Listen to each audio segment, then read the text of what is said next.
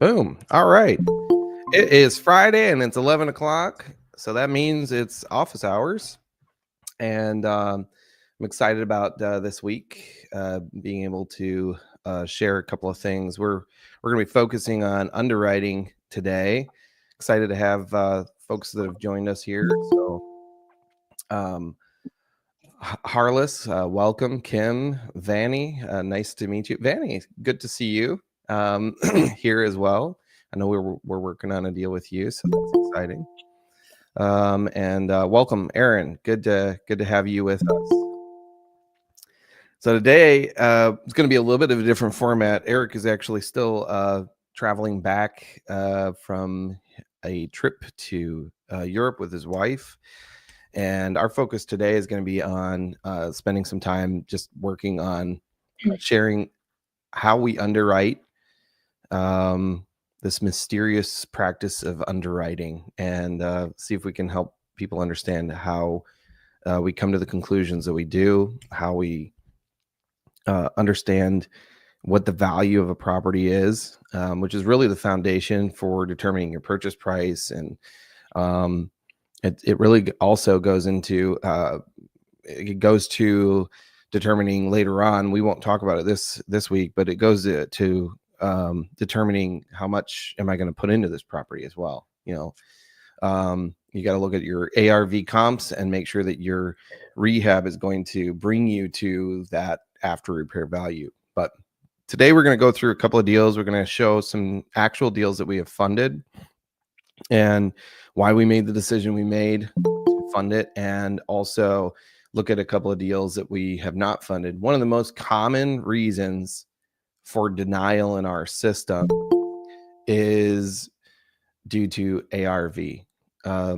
And the ARV being sort of the foundation for, well, what can I offer on this property? How much rehab do I need to do on this property to get to a certain level?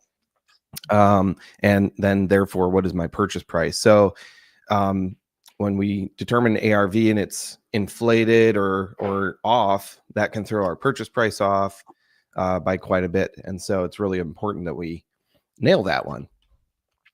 So I don't actually, let me just share. I got this pulled up. I want to show really quickly our this is our deny. Here we go. All right. Can everybody see this? Yes. This is our denied reasons, basically. So we chart every reason, and this sends out to the borrower as well. When we send the email out, we give them the reasons why.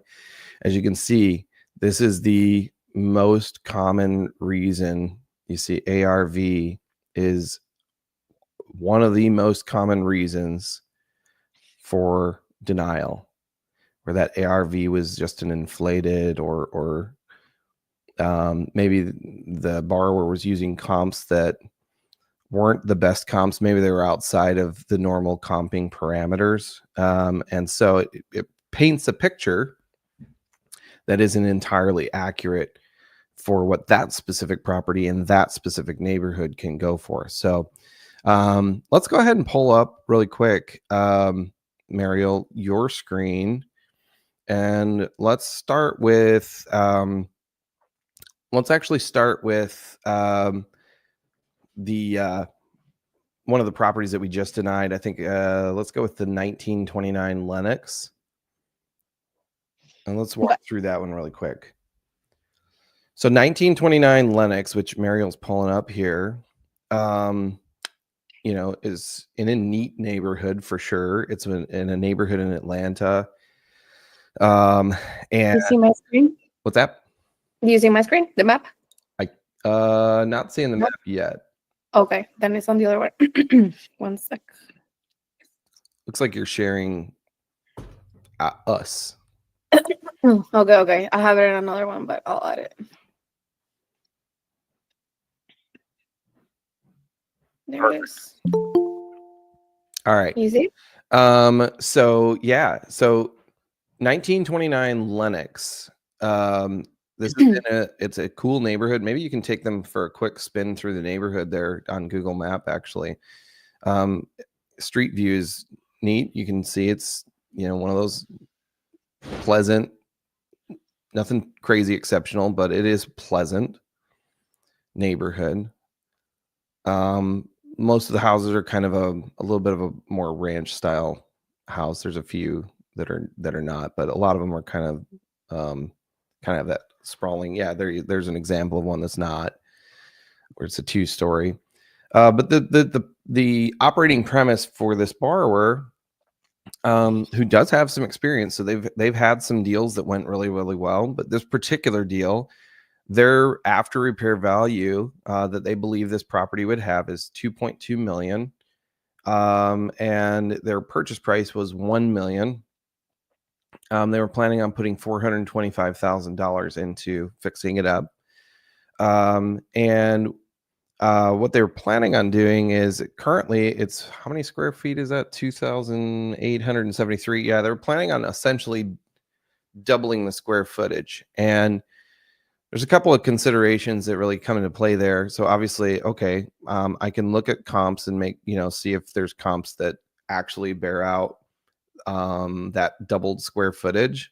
But the question I should be asking myself first is, do I need to even double that square footage? And then how are we doubling that square footage? Because if I'm doubling square footage, in a way that the rest of the neighborhood has, and they've actually been credited with that value, I can see that things are selling for that value, that's good. But if I'm adding square footage, say, to a basement doesn't get the same, depending on how that basement's laid out, it does not necessarily get the same value. Most of the time, it's going to be about half the square footage value in that basement. So you can look at this one. Obviously, this is not like a walkout basement, other than this garage there. The rest of the basement is, below ground. Right. And so this is very unlikely to command anything more than a half of the square footage value. And then she was also planning on fixing the upstairs, but look at the roof. Like, if you pull back to that side view really quick there, Mariel, too. That's a good view. Oops. Oh, it's really playing games with you. There we go. You can see, right? So, I mean, yeah, there's a little bit of space up there, but that's not like a lot of wiggle room up there. And I actually have further pictures of that upstairs space. And, it's very narrow space where you're going to bonk your head. So this is not going to get full square footage adjustment. So, but let's go ahead and just show the comps there, let's look at the comp map basically and show the filters that you set there, because this is really, really important. A lot of people will look at, when they're looking at this, they're looking at what's sold in a neighborhood. They'll look at everything. They'll look at, all styles of houses. They haven't set really a lot of square footage filters, or at least not a comparable range of filters.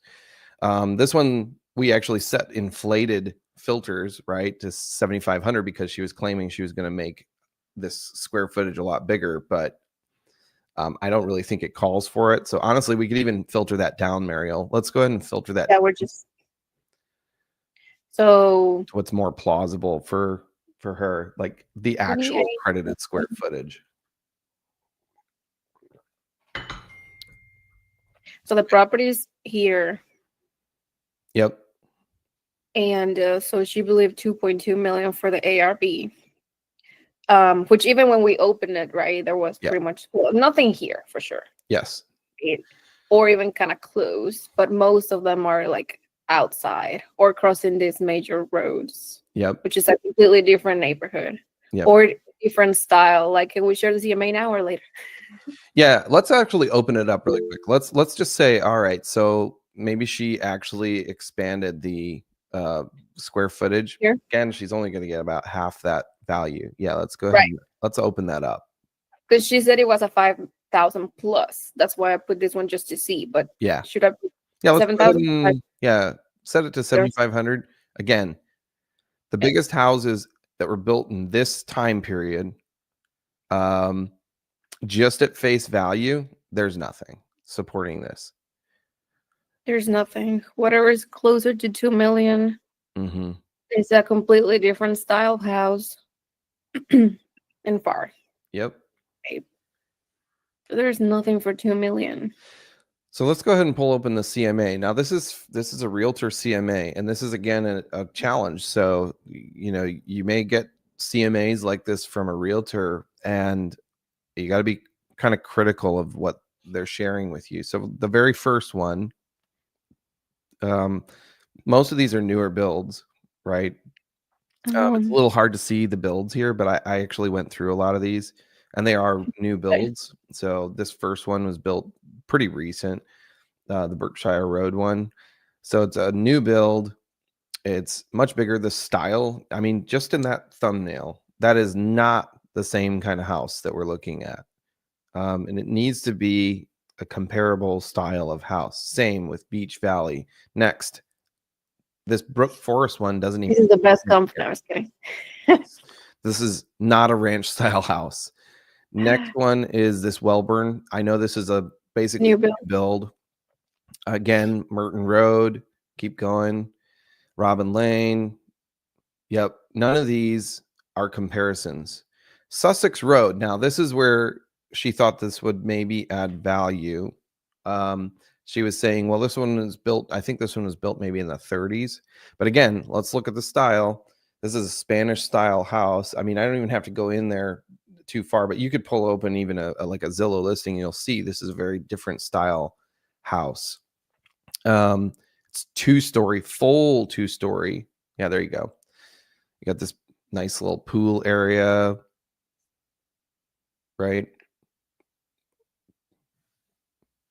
Very, yeah, this is With a the year really, 1935. yep, very nice looking house. Full 2-story. Let's go back to the CMA there too.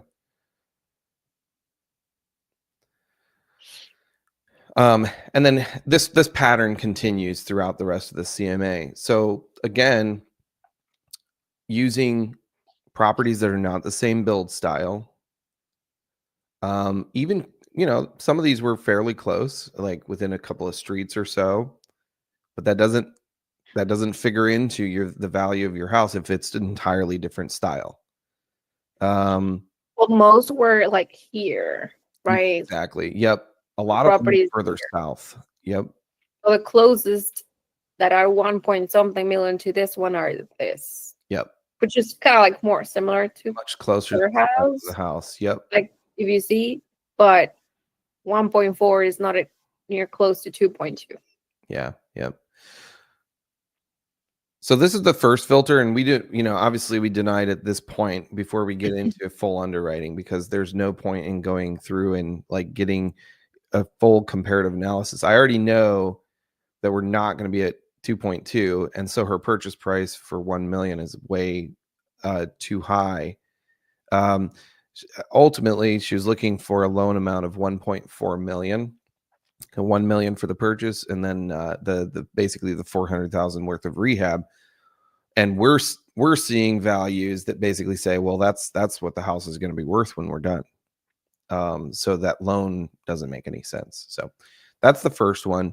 I see Vanny has a question. Yeah. Oh, sorry, Justin. I can wait until the end of the Oh, presentation. no, you're good. You're good. This is a good Okay. opportunity. Question. No, I know. Yeah, and Mariel knows. Like we were talking about one property. Mm-hmm. You were showing the locations, right? So my question is this. I mean, I know you said that it's not possible to do that loan, but it's a very small loan compared to the ones that you guys were showing. Right. But my question is, so this neighborhood itself is in a great location. It's like 0.5 miles away from the Cincinnati Zoo, and then like probably like 0.8 miles from this huge Cincinnati hospital, right? Sure. But it just happens that these roads over there's like this neighborhood that is like every home over there is an older, like you find a home for 60,000, for 10,000, because they're all like literally nothing's been done in that area. And do you want to look at that loan together? We can. Yeah. Can we? Yeah, sure. You have that I think scenario. Let's do that one, Yeah, we That's could a good probably. one. I actually looked at that one with Mariel, and it is. Yeah, I see yeah. what you're It's saying. such a weird thing. Yeah. The So, location's absolutely prime right. for But where I'm like, that's. how do I compare this with homes that, because every home over there is like probably somebody's going to buy and do it. It's going to get, that if you see every other neighborhood around that is all updated with big, huge homes. So this is like one pocket where like a few streets where there are all the homes are there older, and then Yeah. I can't find any comps to say, hey, yes, this is how much it will, so Sure. that's where we were stuck We with that. Yeah, you can go over that one, Justin. Yeah, let's show what we found for comps. And Yeah, I sure. mean, obviously this is one, like it really matters to nail it, because when you're Yeah. looking in the neighborhood and you're like, what you're finding is Mm-hmm. predominantly those newer, builds and things like that. It can really throw things off, because it's like, well, that is my neighbor. Yeah. But what still matters in that neighborhood is, okay, you might have a new build, two doors down, or you might even have a new build a street away or whatever. But at the Mm-hmm. end of the day, all that matters is the houses that are in the same age range, age bracket in that Yeah. neighborhood selling. So Mhm. yeah, we can take a look at this. Let's pull it up. Yeah. Yeah, so I'm just sharing the neighborhood just so they see Yeah. type So of houses.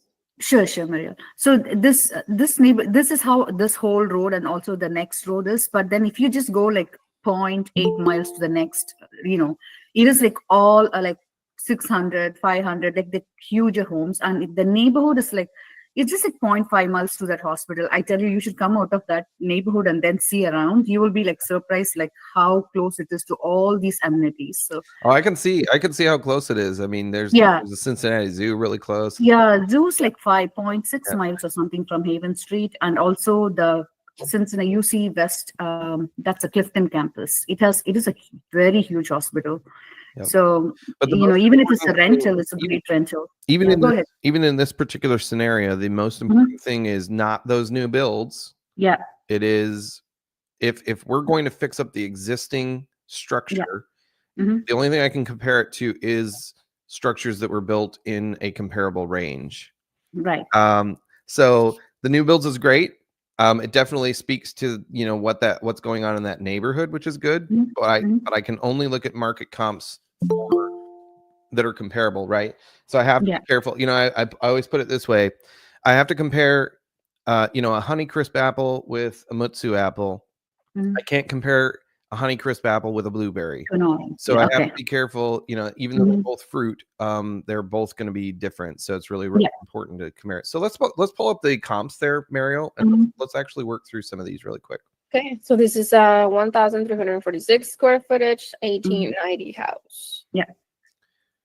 And So for we us, have we'll compare up to 1950 for a really old house. And I know depending on the neighborhood, that can be, controversial. But So for us, one thing, I'm very open to comparing in a fairly wide range for anything that was built before 1950, because the Mhm. build technology before then didn't change astronomically.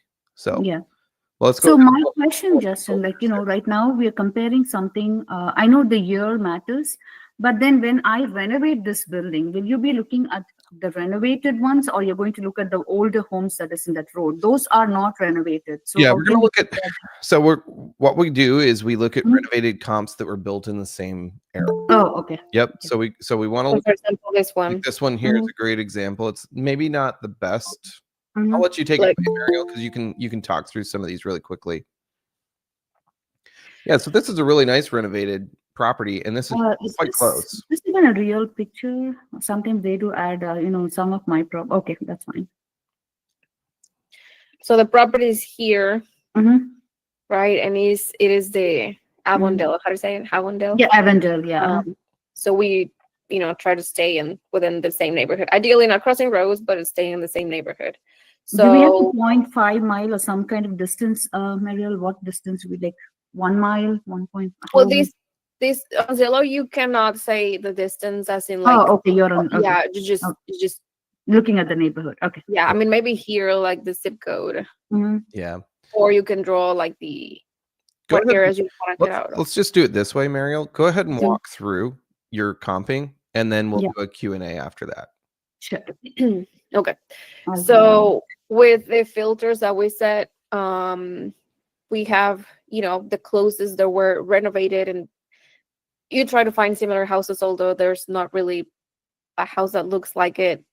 This one kind of has similar style, but so anyways, this one here, which was renovated, we think one is one comp, right? So it's 136 price per square feet. Not renovated. Would you say this one? Yeah, that one's kind of it's not the best renovation by any means, but it is renovated. It is renovated, but it has a garage. Yep. So we would make an adjustment for the garage. Yep. Which is gonna bring the price per square feet a little bit lower. Pull up that old one there, the 298. Now this is an interesting one, right? So this one could stump somebody and get kind of like hung up, because you're looking at it, it's like, oh, this is kind of a dump, right? It looks like, I mean, based on the pictures I have here, now I don't know what the current status of this house is, but based on these pictures, it's kind of a dump and it hasn't been fixed up. And yet look at the price per square foot there, Mariel. Wow, 198. You could theoretically get this notion. Well, I should throw that into my comp analysis, but it is the outlier. That is not. It is above average. I have no idea what's going on with that house and why somebody would buy that for a price per square foot that out of the norm. So it's 298. Yeah, that one's 198. Bottom line is that one gets thrown out. I'm curious if From an analysis standpoint, this one is above average, not normal. Very, yeah. I'm curious if it has the same pictures on. Yeah, it looks like some of it. Yeah, it looks like maybe it did get renovated, which is nice. But again, still, even renovated, unrenovated, whatever. This one's the oddball out as far as price per square foot in this neighborhood. So it's really important to make sure that we're kind of looking at what is the average price per square foot in the neighborhood. There was another comp that you had there too, right, Mario? Yeah, no, I was gonna say this is one of the comps in the list that you shared, Vani. Yeah, but it's like, well, it's very different style. Yeah, it's a stucco siding and it's a little bit of a different build style. And also it's now, if you click on that one again, Mario, I think it's important to note, go ahead and click on it and click neighborhood. This is in North Avondale. It's a different neighborhood. So that is a different subdivision, different neighborhood. So I have to compare closer first before I go outside a neighborhood. So I got to make sure that I use up all of my comps that are the closest first. Yeah. So that's where I find the challenge, Justin, because like you said, that neighborhood doesn't have any newer homes. They're all still old. Maybe this one that has been a little renovated. Let me just the words that you just used there. You said something about newer homes, so I want to be really careful. We're not looking for newer homes. We are looking for renovated older homes. Right. Yeah. Exactly. Yeah. I mean, you were like, I'm saying like old people have bought it. And so if you drive by, say, I've been driving, I'm like, oh my God, there's so many properties here. I would rather probably walk in and say, hey, can I pay this and buy this house? I want to renovate it. That's how old. And some of those homes are like been there. I don't know. So it's probably like one of those few roads that is going to be like completely like, people are going to buy and renovate it. But at the moment, it's like I said, again, I cannot, I've been finding comps around like in 1 mile and 1.5 miles. But like you said, maybe that doesn't go with what you're expecting, right? Sure. Yeah.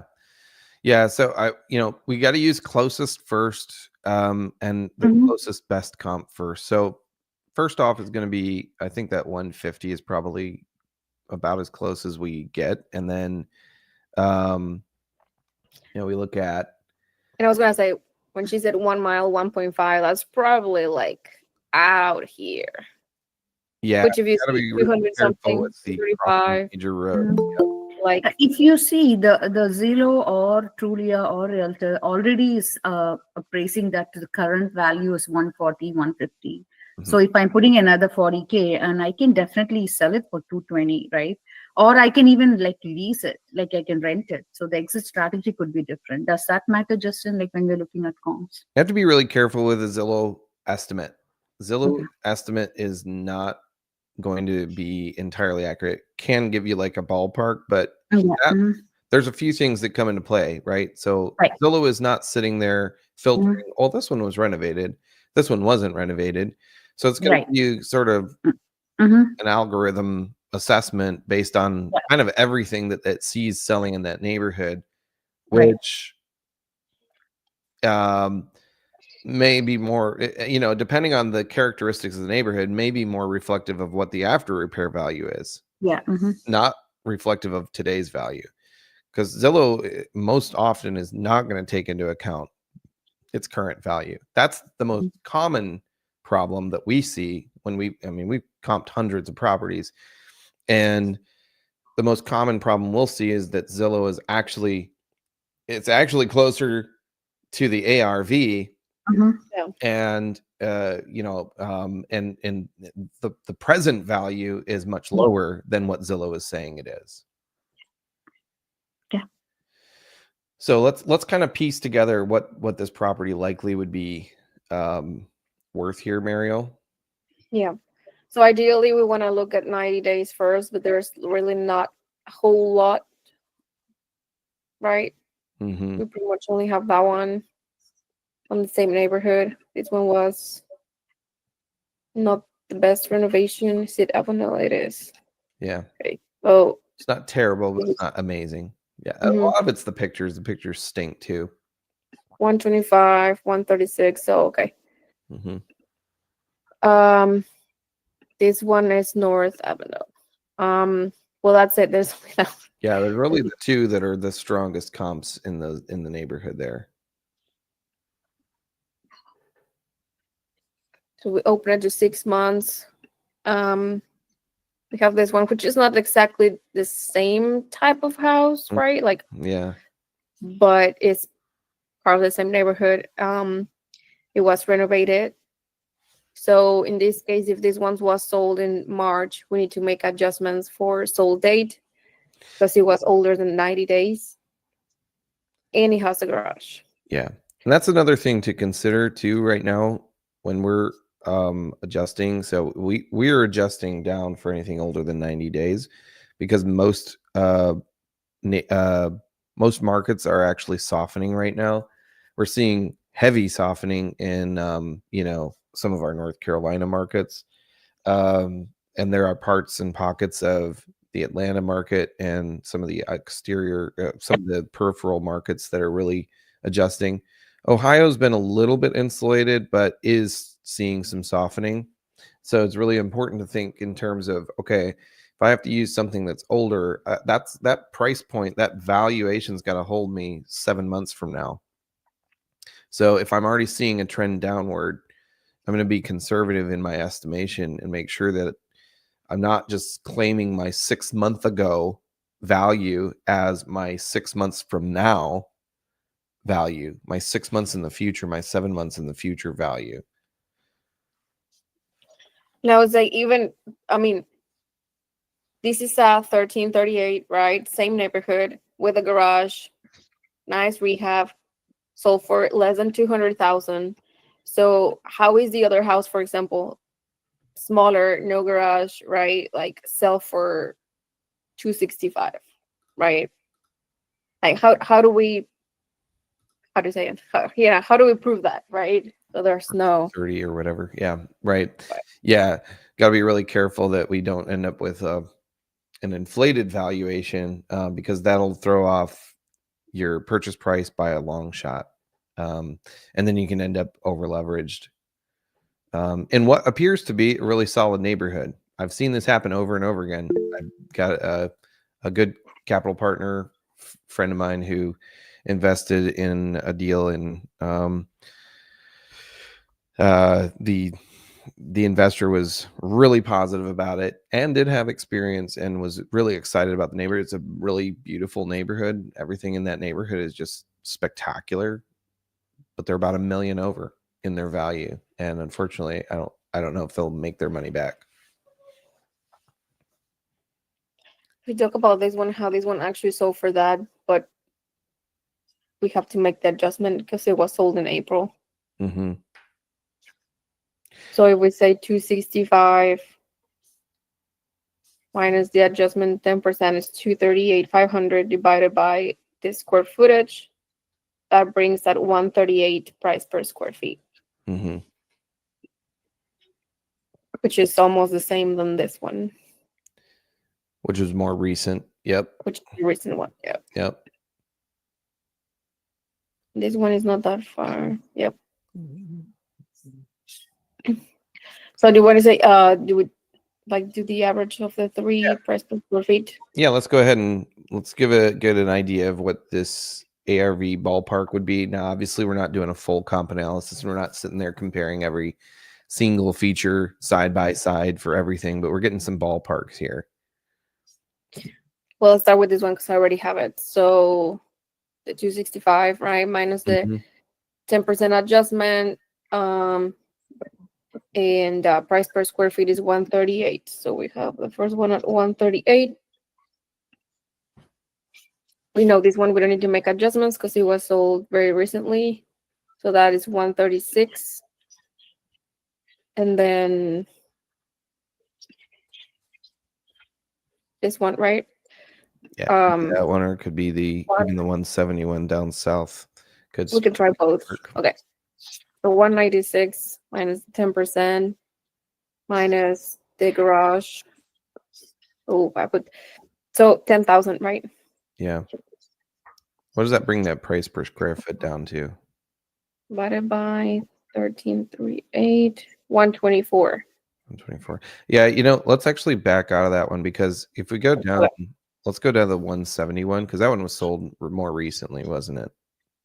Sorry, Yes. I lost you guys. I'm so sorry. No worries. We're still working on that AR, and we'll. The ARV was 220 or something like that, right, Mariel? Not 265. I thought you said 234, I think, is what you might have put in the system there. So, but yeah, what's okay. work out to then, Mario? Let's look at this one.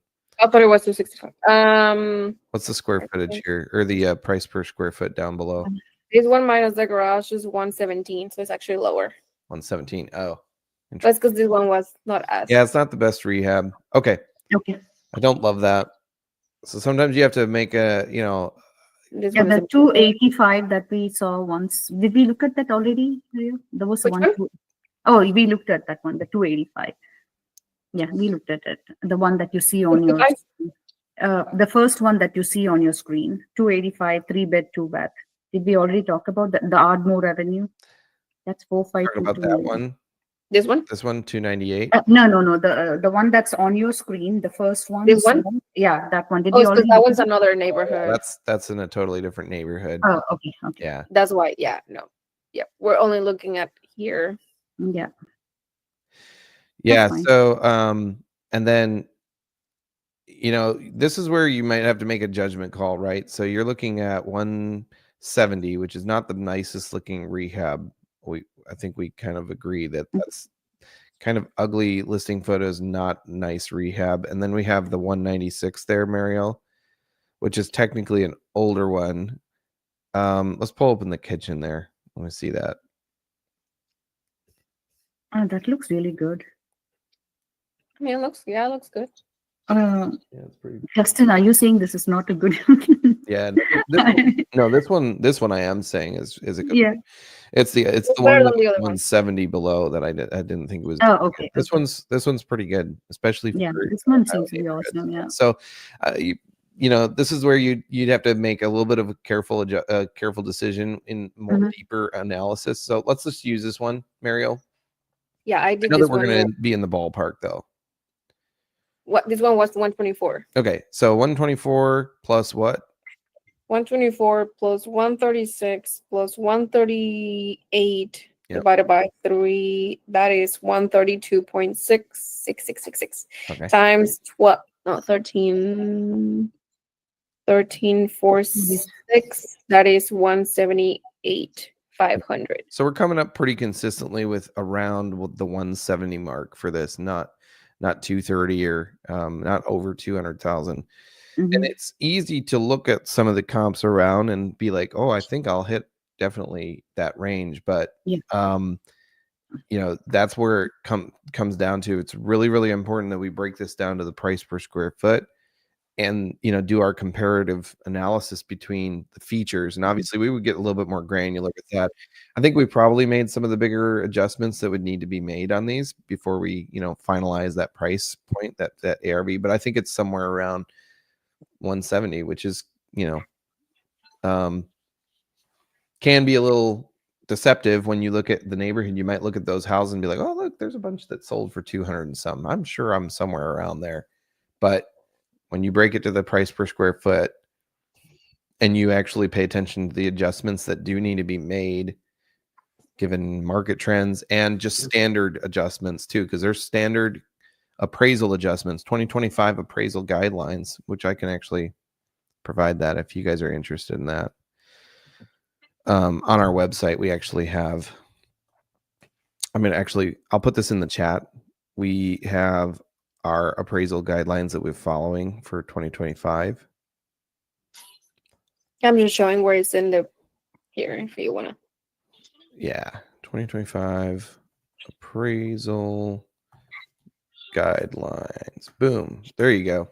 That's in the chat. So definitely, you know, understanding those is really, really important and powerful to making sure that we're making really good adjustments. We actually just had a realtor respond just yesterday. She said, this is perhaps one of the most comprehensive explanations of the adjustments I need to make for my CMA to be the most accurate. And she's like, this is the best I've ever seen. And this is coming from a realtor. She's like, this is phenomenal because I've always struggled to make the kind of adjustments I need to make to ensure that it's the most accurate price point. So definitely use it. This is a free resource for sure. Hopefully that helped, Vanny. Any other questions? Yeah, thank you, Justin. You bet. And thank you. You bet. Any other questions from this? I know that was a lot. Like we kind of got a little technical and down and dirty with the comping there. Does it matter whether if the exit strategy is different? Like when you want to fix and flip and fix and hold, do you look at it differently or is it the same thing? I'll generally look at it about the same. I mean, the biggest thing is like I'm not looking at the comp analysis different per se. It depends. It depends on what you want to do with it. Now, we have had people where it's like, I just want to get it rent ready. I don't need it to be really, really nice. Right. And that's a little bit more tricky because we got to look at, I can't look at ARV sold comps right. and say, well, with this small scope of work that's just going to slap some paint on it and make it livable, then it's going to be worth this much. You know? So I have to look at similar like properties and do my best to find ones that are in about the same shape and get a sense of like where those are going to land me. Okay. So it depends. If the scope of work is truly a lot less, it might be a little bit more tricky, and we'll, you know, that's a little bit of a different process. But if they're fixing it up to an ARV condition and planning on holding it, then yeah, we wouldn't really look at it a lot different. But you got to be really careful and look at the scope of work and what is that scope of work going to bring me to. We actually just had one in Ohio recently that was sent to us. Great, you know, area, good prices, you know, that you could buy properties for. So definitely, you know, a good investor area. But the comps that the borrower was comparing it to were really nice, like finished comps. Clearly like new roofs. We're looking at like, yeah, new roofs, beautiful painted ceiling. You know, I mean, we're very nice finish work, right? Drywall ceilings, you know, good brand new LVP flooring. And when I looked at their scope of work, the plan was to paint the ceiling. Well, I looked at the ceiling and the ceiling is a drop ceiling. Yeah. Okay. So you're planning on just slapping paint on a drop ceiling. Like that's not going to bring me to these comps. Yeah. They weren't planning on doing LVP throughout. They were just going to repair a couple of spots of the flooring. I was like, well, you're giving me rental comps with a plan to exit as a flip. And it's not going to command the same value. They were also planning on just doing some repairs on the roof, and it was a 3-tab roof, right? So I know maybe that's getting into like construction technology, but do we see a lot of 3-tab anymore? Yeah. Like it's primarily dimensional shingles. So those are likely very old roof. It looked like a very old roof. It needed repair. So, you know, the question is, okay, if you're planning on flipping this property, why are we just repairing the roof? Yeah. Why not just take care of that? You know, who wants to buy a house that was just, the roof was just patched? I don't. Like, I'm going to ask that question when I buy. If I'm a smart buyer, it's like, when was the roof replaced? Oh, 10 years ago, but don't worry, I patched all the holes. And look at my beautiful painted drop ceiling. It's beautiful. I love drop ceiling. It's so vintage, you know, like we have to be critically thinking about what is my scope of work going to bring me to, and what's that perception that my end buyer is going to have. Yeah, because at the end of the day, an end buyer, this is a really interesting thing. An end buyer subconsciously does their own comp analysis at the end of the day, even if they have no idea how to comp. Right? Internally, they're going to have a sense about something. If they go to a Florida neighborhood and they see that all their neighbors have these beautiful pools and they're looking at the house, okay, they've got a house right here for $500,000. This one doesn't have a pool. And you got another house over here that has a pool, and that's also $500,000. Which one am I going to buy? If I'm going to a Florida market, like, and all of my neighbors have a pool, of course I want to get the one with the pool too, unless I don't want a pool, I guess. But it's unlikely that you're going to not want a pool if you're buying in a neighborhood that is notorious for having pools in every single house. Like that would just be a sort of a natural comp analysis I would make. I'd be like, oh, I don't like that house. I like this one. Same price, I get more. Or they would negotiate for the 500,000. Yeah, exactly. Or I would just be like, hey, that's the only one. The pool, but you're going to have to drop me because this one over here gives me a pool, right? So better that we do the comp analysis on the front end as investors and actually be thinking about what does my end buyer want, and make my appropriate adjustments at that point. Then try to build a case that my property has this impeccable value, but I haven't really adjusted for everything that's going to be considered on the back end. Yep. All right. How are we doing? Are we losing anybody? Is this good? Is this helpful? Sure. Very helpful. Very helpful for everybody. But I hope this is genuinely helpful and like gives some perspective. Yeah, awesome. Very good. Okay. Thank you. Cool. Love to hear that. All right. Sometimes I get nervous when I get going into stuff really deep, and then I'm like, did I just geek out on everybody? And everybody's like, all right, Justin, I have no idea what you're talking about. If this is good, then yeah, awesome. Anybody have any other questions or comments or anything that we can help with? Well, I apologize for, hey, it's Dale in Minneapolis. I apologize for jumping in late. What's the topic du jour? What are we, before I can, sure, just helping with what? Yeah, biggest thing that we were talking about. So we basically just ran through a good deal that we had funded that we showed kind of what the component. Oh wait, have we not? We haven't even done the good deal. Oh yeah, we were gonna do a good deal. Let's talk about a good deal. But essentially, we go ahead and cue that up there, Mario. But what we're doing is just talking through basically comping out the ARV. This is the number one reason deals get denied with us, is because the ARV is just off. And if it's off, that means that our purchase price is usually off because, a good investor is going to take their ARV, baseline, you know, kind of adjustment, and then minus their rehab. They got to have some sort of a formula that tells them what's their max that they're going to pay for this property, right? If there's no formula, you don't have a consistent ratio proportion for what is my purchase to what is my end value that I'm purchasing this at. So typical formula is going to be 70% of ARV minus my rehab budget. And that's like my maximum I should be buying for. That is not what I should be buying for. That is my maximum I should be buying for. And then, you know, preferably you're getting discounts below that, and getting a better deal for yourself to make sure that, you know, you really are covering, you're going to make enough profit, but you're also covering for the contingencies of who knows what that may happen while you're in the middle of this rehab. So, but yeah, let's look at this one. This is a pretty good one. And this one's a little bit, you know, we had to make some odd adjustments for distance on this one, but thankfully these are very, very similar houses.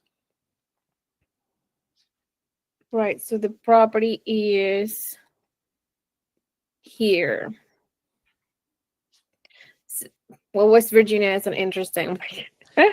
West Virginia is a nightmare to comp. Yeah. Well, we said houses tucked in valleys.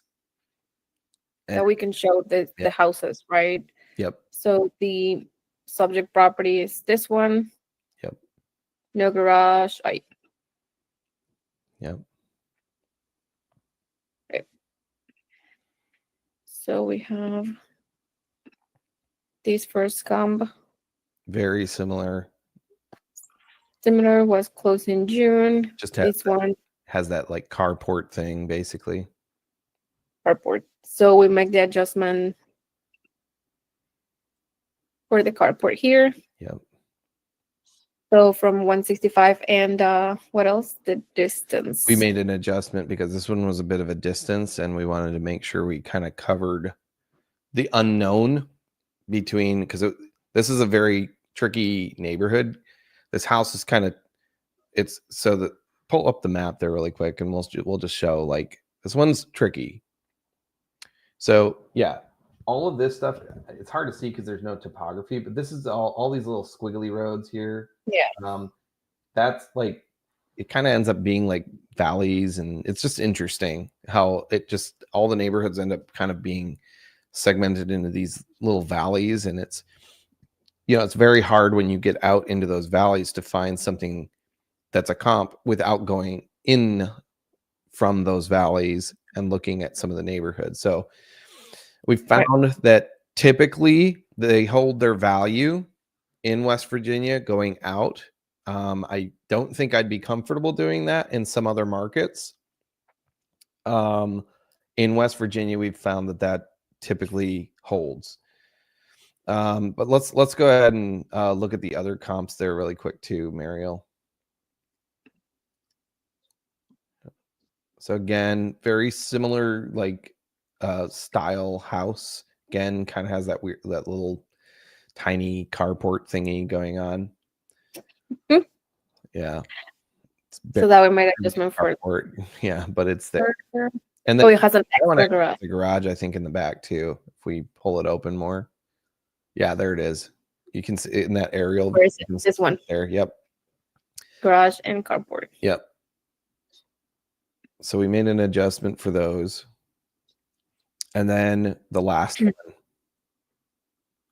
That one I think has the garage in the back. And this one was a harder one to find. I think I ended up having to go on satellite to find that one. The garage? Yeah, because the pictures have been taken down from Zip. Yeah.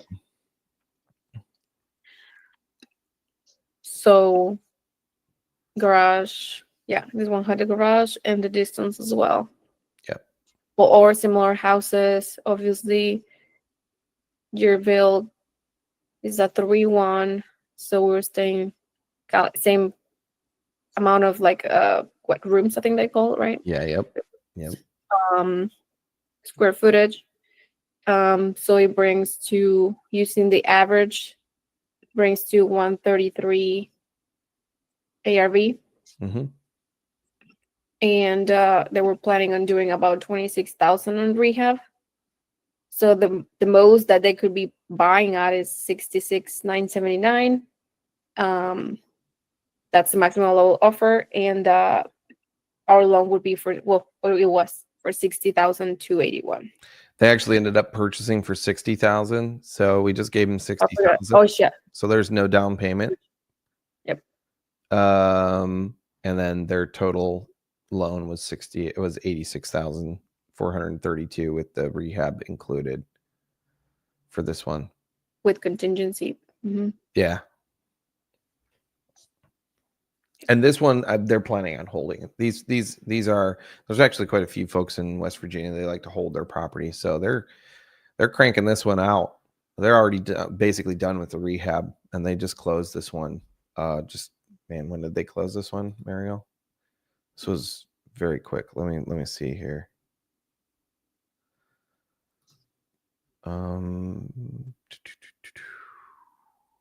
When we close this one? Yeah, they closed. Yeah, it was funded on July 8th. They're done with the rehab already. So, yep, working on the refi. Yep. So this is a nice, fairly cookie cutter deal, in and out. We love to see these kinds of deals. Any questions on that? Nope. No? Awesome.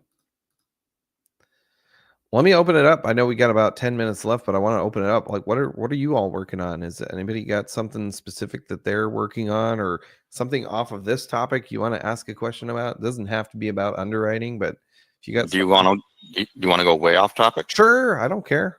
All right. So I thought I would join you because at the end of the day, we're all talking about money. So I'm looking for any kind of connection. I got an 82-room boutique hotel on Lake Superior. Ooh. Yeah. So I've been working with the family that's owned it since 1986. There's a backstory behind this property that makes it unique, and that's why I'm looking for any kind of potential funding partner that might be able to come in and actually see the vision that we have for it. But yeah, looking for 2.5 million, hopefully on short-term funding, 24 months. Certainly willing to pay points for anybody that can refer that. It's insured replacement value for 25 million.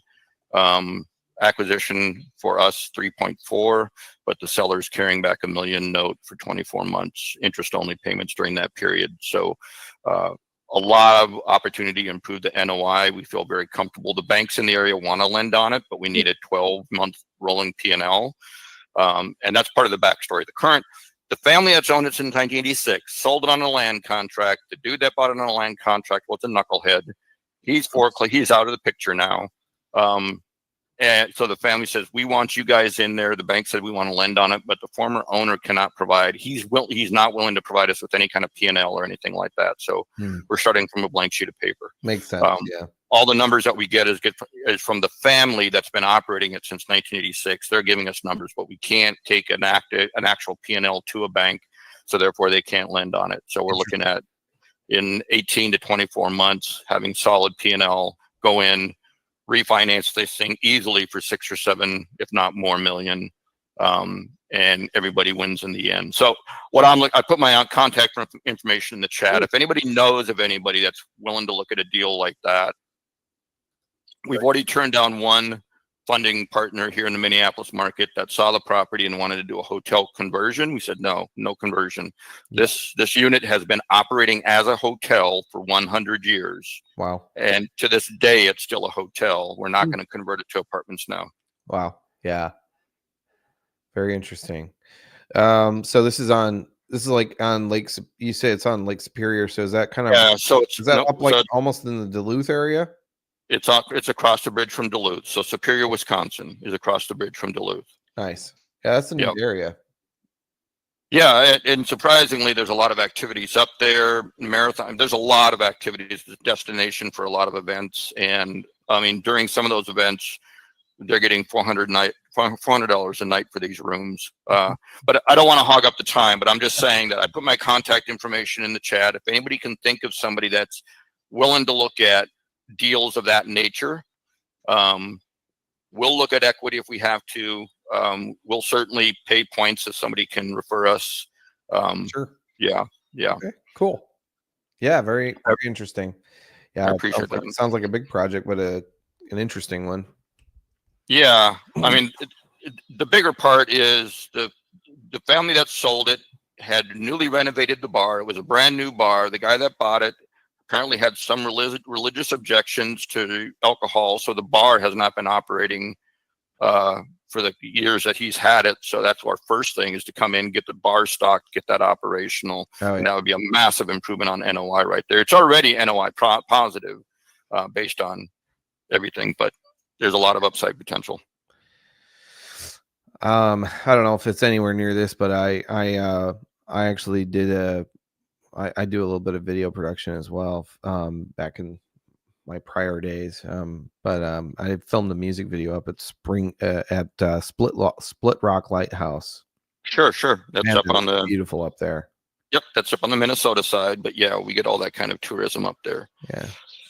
I mean, the property itself is unique. Charlie Chaplin has stayed there. JFK and Jacqueline have stayed there. I mean, there's history behind this property. Yeah. For reference point, this is the Split Rock Lighthouse. This is kind of this is the landscape up there. It's wild. Yep. Beautiful stuff up there. Oh, and in Superior, that's where you see the big ships coming in to the harbors and things like that. So think of the wreck of Edmund Fitzgerald. That's where that ship started its journey from. Yeah. Wow. Yeah. Yep. Very cool. Awesome. Well, thank you for sharing that. Anybody else before we close?